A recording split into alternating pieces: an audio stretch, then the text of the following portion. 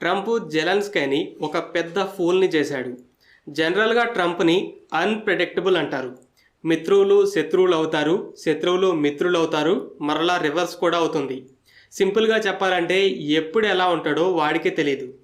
ఎలక్షన్స్లో విన్ అయ్యాక పుతిన్ నాకు ఫ్రెండ్ అన్నాడు. ఈ యుద్ధం స్టార్ట్ అవడానికి యుక్రెయినే కారణం అన్నాడు.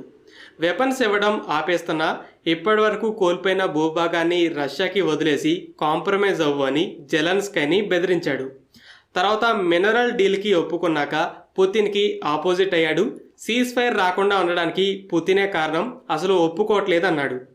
అయితే రీసెంట్గా అలాస్కాలో పుతిన్ని కలిశాక పుతిన్ మరలా ఫ్రెండ్ అయ్యాడు. జెలెన్స్కీ అయితే తప్పు అంటున్నాడు. రీసెంట్గా ట్రంప్ ఒక ట్వీట్ చేశాడు. అందులో 2 ముఖ్యమైన పాయింట్స్ ఉన్నాయి. ఫస్ట్, యుక్రెయిన్ క్రిమియాని తిరిగి దక్కించుకునే ఆలోచనని ఇక మానుకోవాలి. సెకండ్, యుక్రెయిన్ నేటోలో జాయిన్ అవ్వకుండా డోర్ని క్లోజ్ చేసే అన్నాడు. ఇక జెలెన్స్కీని నువ్వు అనుకుంటే యుద్ధాన్ని ఇమీడియట్గా ఆపేయచ్చు, లేదా కొనసాగించాలనుకుంటే కొనసాగించుకో, ఏదైనా నీ చేతుల్లోనే ఉంది అన్నాడు. అంటే జెలెన్స్కీ వల్లే ఈ యుద్ధం కొనసాగుతుంది అంటున్నాడు. ఆగస్టు 22న ట్రంప్, పుతిన్, జెలెన్స్కీ ముగ్గురు మధ్య ఒక ట్రైలాటరల్ మీటింగ్ అనేది జరగబోతుంది. మీడియా రిపోర్ట్స్ని బట్టి ట్రంప్ యుక్రెయిన్ డోన్బాస్ని కూడా వదులుకోవాలని డిమాండ్ చేస్తున్నాడు. బదులుగా యుక్రెయిన్కి సీజ్ ఫైర్ ఇవ్వడం, నేటోలో జాయిన్ అవ్వకపోయినా నేటో ఆర్టికల్ 5 టైప్లో యుక్రెయిన్కి సెక్యూరిటీ గ్యారంటీస్ ఇస్తామని చెప్తున్నాడు. అలాస్కాలో జరిగిన మీటింగ్లో దీనికి పుతిన్ కూడా ఒప్పుకున్నాడని చెప్తున్నారు. ఈ డోన్బాస్ సెక్యూరిటీ గ్యారంటీస్ గురించి తర్వాత మాట్లాడదాం. ముందు ఈ ట్రంప్ అంటున్న క్రిమియా నేటో మెంబర్షిప్ గురించి చూద్దాం. 2022లో మొదలైన ఈ యుద్ధానికి ముందే 2014లో రష్యా యుక్రెయిన్ నుండి క్రిమియాని లాక్కుంది. దీనికి కూడా వెస్టర్న్ దేశాలే కారణం. 2013 వరకు యుక్రెయిన్ ప్రో రష్యా. అప్పటి యుక్రెయిన్ ప్రెసిడెంట్ ఇప్పుడు బెలారస్ ఉన్నట్టే రష్యాకి బాగా క్లోజ్గా ఉండేవాడు. రష్యాతోనే కానీ యూరప్ దేశాలతో ట్రేడ్ అనేది జరిగేది కాదు. అయితే యూరప్ దేశాలు యూరోపియన్ యూనియన్ అసోసియేషన్లో జాయిన్ అవ్వమని ప్రపోజ్ చేశాయి. అయితే దీనివల్ల యుక్రెయిన్పై తమ ఇన్ఫ్లుయెన్స్ అనేది తగ్గిపోతుంది. తర్వాత వెస్టర్న్ ఇన్ఫ్లుయెన్స్తో నేటోలో కూడా జాయిన్ అవుతుందని భయపడి ఇలా జాయిన్ అవ్వద్దని రష్యా ఒత్తిడి పెట్టింది. యుక్రెయిన్ ప్రెసిడెంట్ కూడా జాయిన్ అవ్వడానికి ఒప్పుకోలేదు. అయితే దీనివల్ల యుక్రెయిన్లో ప్రొటెస్టులు జరిగి ప్రభుత్వం కూలిపోయింది. అయితే రష్యాకి ఈ వెస్టర్న్ దేశాలే ఎలా యుక్రెయిన్లో ప్రభుత్వాన్ని కూల్చేసి తమకి అనుగుణంగా ఉండేవాడిని లీడర్గా చేసుకుంటున్నాయని అర్థమైంది. దీనివల్ల ఎకానమీ, పొలిటికల్, మిలిటరీ పరంగా కూడా రష్యాకి ఇబ్బందులు వస్తాయి. అన్నిటికంటే ఇంపార్టెంట్ సెవెస్టోపోల్ అనే నేవల్ బేస్. బ్లాక్ సీలో పవర్ ఉండడానికి సోవియట్ యూనియన్ ఈ బేస్ని ఏర్పాటు చేసి ఎన్నో సంవత్సరాలుగా అప్గ్రేడ్ చేసుకుంటూ వచ్చింది. పెద్ద పెద్ద వార్షిప్స్ ఇక్కడ ఉండొచ్చు, రిపేర్ ఫెసిలిటీస్, ఇతర మ్యాసివ్ ఇన్ఫ్రాస్ట్రక్చర్ ఉంది. కానీ విడిపోయాక అది యుక్రెయిన్లోకి వెళ్ళింది. అయితే అప్పటి ప్రో రష్యాగా ఉండే యుక్రెయినియన్ ప్రెసిడెంట్ రష్యా ఈ బేస్ని ఎన్నో సంవత్సరాల పాటు లీజుకు తీసుకొని ఆపరేట్ చేసుకునేలా అగ్రిమెంట్ని సైన్ చేశాడు. దానికి ప్రొటెక్షన్గా క్రిమియాలో మరో 2 ఎయిర్ బేస్లు కూడా ఆపరేట్ చేసుకోవడానికి అవకాశం వచ్చింది. సెకండ్, రష్యా యూరప్కి సప్లై చేసే గ్యాస్ వెళ్ళడానికి ముఖ్యమైన పైప్ లైన్స్ యుక్రెయిన్ నుండే వెళ్తున్నాయి. యుక్రెయిన్ అనుకుంటే వాటిని ఆపేయచ్చు, లేదా ఎక్కువ ఛార్జీలని విధించవచ్చు. ఒకవేళ యుక్రెయిన్లో ప్రో వెస్టర్న్ ప్రభుత్వం వస్తే సెవెస్టోపోల్ బేస్ లీజ్ అగ్రిమెంట్ని క్యాన్సిల్ చేయొచ్చు.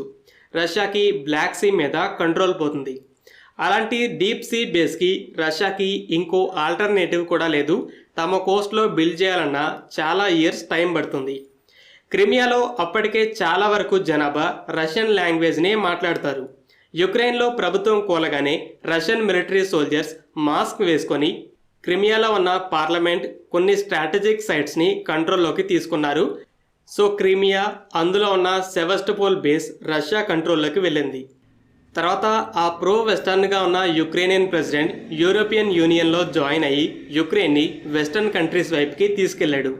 తర్వాత జెలెన్స్కీ రష్యా అంచనా వేసినట్టే నెక్స్ట్ స్టెప్ కూడా తీసుకున్నాడు. అదే నేటో మెంబర్షిప్. యుక్రెయిన్ జాయిన్ అయితే నేటో దేశాల మిలిటరీ బేస్లు యుక్రెయిన్లో కూడా ఉంటాయి. నేటో మిలిటరీ రష్యన్ డోర్ దగ్గరే ఉంటుంది. అది ప్రమాదమని యుక్రెయిన్లో గవర్నమెంట్ని మార్చాలనే స్పెషల్ మిలిటరీ ఆపరేషన్ని మొదలుపెట్టింది. కానీ వెస్టర్న్ కంట్రీస్ పెద్ద లెవెల్లో యుక్రెయిన్కి వెపన్స్ని ఇచ్చేసరికి అది లార్జ్ స్కేల్ వార్గా మారింది. జెలెన్స్కీ ఈ యుద్ధంలో ఆక్రమించుకున్న టెరిటరీయే కాదు, క్రిమియాని కూడా వెనక్కి ఇవ్వాలని అక్కడ కూడా దాడులు చేయిస్తున్నాడు. అయితే ఇప్పుడు ట్రంప్ క్రిమియా నేటో మెంబర్షిప్ని కూడా మర్చిపోవడమే అని చెప్తున్నాడు. సో రష్యా యుద్ధం మొదలుపెట్టిన గోల్ని అచీవ్ చేసినట్టే. నేటో మెంబర్షిప్ని స్టాప్ చేసింది. ఆల్రెడీ కంట్రోల్లో ఉన్న క్రిమియా కూడా ఇక రష్యాదే అని వాళ్ళు కూడా ఒప్పుకుంటున్నారు. అయితే ఇప్పుడు జరుగుతున్న యుద్ధంలో ఇంత ఖర్చు పెట్టి ఇంత ప్రాణ నష్టాన్ని చూశాక రష్యాకి ఏదో ఒక రివార్డు, టెరిటరీ కావాలి. 20% యుక్రెయిన్ ఆల్రెడీ రష్యా కంట్రోల్లో ఉంది. దాన్ని వదిలిపెట్టడం కుదరదని పుతిన్ చెప్తూనే ఉన్నాడు. లుహాన్స్క్, డొనెస్క్, జపోర్జియా, కెర్సన్ ఈ 4 ప్రాంతాల్లో చాలా వరకు రష్యా కంట్రోల్లో ఉన్నాయి. లుహాన్స్క్, డొనెస్క్ని కలిపి డోన్బాస్ అంటారు. ఇందులో కొంత భాగం ఇంకా యుక్రెయిన్ కంట్రోల్లోనే ఉంది. అయితే ట్రంప్ ఈ డోన్బాస్లో రష్యా కంట్రోల్లో ఉన్న భూభాగమే కాదు, యుక్రెయిన్ మిగతా డోన్బాస్ నుండి కూడా మిలిటరీని విత్డ్రా చేసుకోవాలి, రష్యాకి ఇచ్చేయాలంటున్నాడు. ఇక మిగతా 2 ప్రాంతాల గురించి అయితే ఏం మాట్లాడట్లేదు. ఆ ప్రాంతాల పరిస్థితి ఏంటనేది ప్రస్తుతానికి క్లారిటీ లేదు. రష్యా అయితే వదులుకోవడానికి సిద్ధంగా లేదు.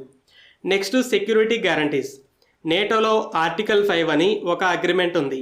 మెంబర్స్లో ఏ ఒక్క దేశం మీద దాడి జరిగినా అది అన్ని దేశాల మీద జరిగినట్టే పరిగణించాలి. ఏదో ఒక యాక్షన్ తీసుకోవాల్సి ఉంటుంది. అంటే కొన్ని దేశాలు మిలిటరీతో యుద్ధంలోకి దిగుతాయి, కొన్ని దేశాలు సొంత సైన్యం కాకుండా కావాల్సిన మిలిటరీ వెపన్స్ ఇస్తాయి, ఇంకొన్ని దేశాలు అగ్రెసర్ మీద శాంక్షన్స్ని విధించి డిప్లొమాటిక్గా ఇన్వాల్వ్ అవుతాయి. ఇలా ఏదో ఒక రకంగా యాక్షన్ తీసుకోవాలి. ఈ ఆర్టికల్ 5 నేటో మెంబర్స్కి మాత్రమే వర్తిస్తుంది. అయితే దీని తరహాలో సెక్యూరిటీ గ్యారంటీస్ ఇస్తామని ట్రంప్ అంటున్నాడు. అంటే ఇక్కడ సీజ్ ఫైర్ తర్వాత మరలా రష్యా దాడి చేస్తే అమెరికా లాంటి దేశాలు యుద్ధం చేస్తాయని కాదు, మరలా యుద్ధం వస్తే ఇమీడియట్గా సపోర్ట్ ఇస్తాం, వెపన్స్ ఇస్తాం, రష్యా మీద శాంక్షన్స్ విధిస్తామని అర్థం. ఇది జస్ట్ ఒక ప్రామిస్ మాత్రమే. ఆర్టికల్ 5 టైప్లో లీగల్ అగ్రిమెంట్ అవ్వదు. ఓవరాల్గా ట్రంప్ యుక్రెయిన్ నేటోలో జాయిన్ అవ్వకుండా ఆపేశాడు. అది రష్యాకి విక్టరీ అన్నట్టే.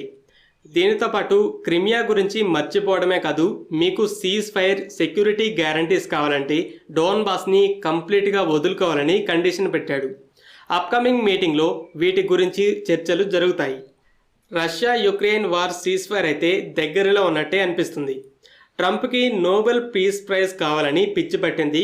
దానికోసం ఇప్పుడు యుక్రెయిన్ని కూడా అమ్మేస్తున్నాడు. కానీ ఎటు తిరిగి జెలెన్స్కీని అయితే ఎదవని చేశాడు. నేటో కలపోయింది. క్రిమియాతో పాటు మరింత టెరిటరీ కూడా పోతుంది. అసలు నేటోలో చేర్చుకోమని ముందే చెప్పుంటే రష్యా ఈ యుద్ధాన్ని అసలు స్టార్ట్ చేసి ఉండేదే కాదు. 2021లో అమెరికా, నేటో దేశాలు యుక్రెయిన్కి జాయిన్ అయ్యే రైట్ ఉందని చెప్పాయి. యుద్ధం మొదలయ్యాక అమెరికా యుక్రెయిన్కి వెపన్స్ని ఇస్తూ 3.5 సంవత్సరాల పాటు కొనసాగేలా చేసింది. ఇప్పుడు జాయిన్ చేసుకోమని చెప్పి యుద్ధాన్ని ఆపేయడానికి చూస్తుంది. ఇది చూస్తుంటే నాకు ఒక మూవీ డైలాగ్ గుర్తొస్తుంది. ఈ ప్రపంచంలో ఎన్నో యుద్ధాలని మొదలుపెట్టేది మేమే, జరిపించేది మేమే, తప్పదనుకుంటే ముగించేది కూడా మేమే. ఏ మూవీయో కామెంట్ చేయండి. ఫ్రెండ్స్, ఈ వీడియో మీకు నచ్చినట్లయితే లైక్ చేయండి. అలాగే మరిన్ని ఇంపార్టెంట్ డిఫెన్స్ అప్డేట్స్ కోసం మన ఛానల్ని సబ్స్క్రైబ్ చేసుకోండి.